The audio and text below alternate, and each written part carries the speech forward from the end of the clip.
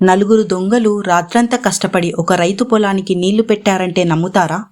అవును, కానీ ఆ రైతు భార్య వేసిన తెలివైన ప్లాన్ దొంగలనే మోసం చేసింది. అనగనగా ఒక అందమైన గ్రామంలో రామయ్య, లక్ష్మి అనే దంపతులు ఉండేవారు. వారు చాలా కష్టపడి పనిచేసేవారు. లక్ష్మి, ఈ ఏడాది మన పొలంలో పంట చాలా బాగా పండింది. అమ్మగా వచ్చిన డబ్బుతో నీకు మంచి నగలు కొంటాను. సరేనండి, కానీ ఈ మధ్య ఊరిలో దొంగల భయం ఎక్కువగా ఉంది. జాగ్రత్తగా ఉండాలి. ఒకరోజు రాత్రి వీరు మాట్లాడుకుంటూ ఉండగా ఇంటి వెనుక నలుగురు దొంగలు దాక్కుని వింటున్నారు. విన్నారా? వీళ్ళ దగ్గర చాలా డబ్బు నగలు ఉన్నాయట. ఈరోజే వీటిని దోచుకోవాలి.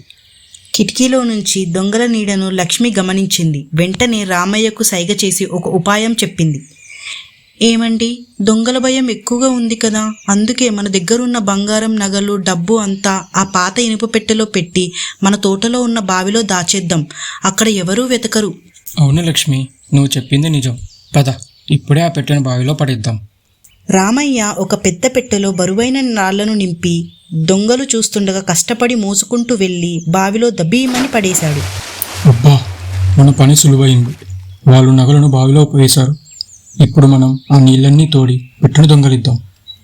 దొంగలు రాత్రంతా కష్టపడి బావిలోని నీటిని తోడుతూనే ఉన్నారు. ఆ నీరంతా రామయ్య పొలానికి పారి పంటకు బాగా తడి అందింది. అబ్బా, ఎంత నీరు తోడినా పెట్టె దొరకడం లేదేంటి? ఇంకా తోడండి. తెల్లవారింది. దొంగలు చివరకు పెట్టెను తెరిచి చూశారు. అందులో రాళ్లను చూసి షాక్ అయ్యారు. ఏయ్ దొంగల్లారా, రాత్రంతా కష్టపడి నా పొలానికి నీళ్లు పెట్టినందుకు ధన్యవాదాలు. పోలీసులను పిలిచాను, ఇక వెళ్ళండి. దొంగలు భయంతో అక్కడి నుండి పారిపోయారు. రామయ్య, లక్ష్మి తమ తెలివితేటలతో ధనాన్ని కాపాడుకోవడమే కాకుండా పొలానికి కూడా నీళ్లు పెట్టుకున్నారు. తెలివితేటలతో ఎంతటి సమస్యనైనా ఎదుర్కోవచ్చు అని ఈ కథ మనకి తెలియజేస్తుంది.